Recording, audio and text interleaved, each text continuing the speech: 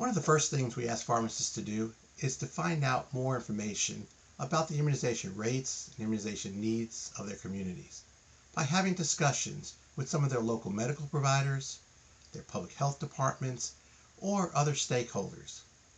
We encourage pharmacists to look at the type of chronic diseases that their patient base has, to identify targeted offerings, and to get a feel for what might be the community's needs that they could address, and then to sit down with some of their key medical providers and the public health departments and explain the what and the why they want to offer immunization services without disrupting the medical home.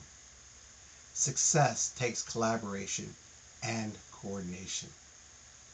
Pharmacists offering immunizations can provide another access point to the system for patients.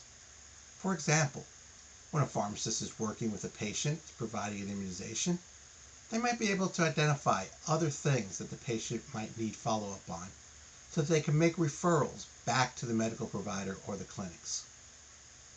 Pharmacists refer patients every day, but we have lacked documenting those referrals, and physicians don't know where patients are coming from. For this reason, we're encouraging pharmacists to provide documentation that they've met with the patient today and identified certain needs for the patient and are referring them back to the medical home.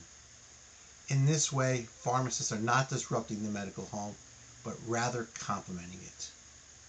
We also encourage providers to give the patient an immunization record card, sending documentation to the patient's primary care provider when known, and documenting the vaccination into their state or local immunization information system, or IIS.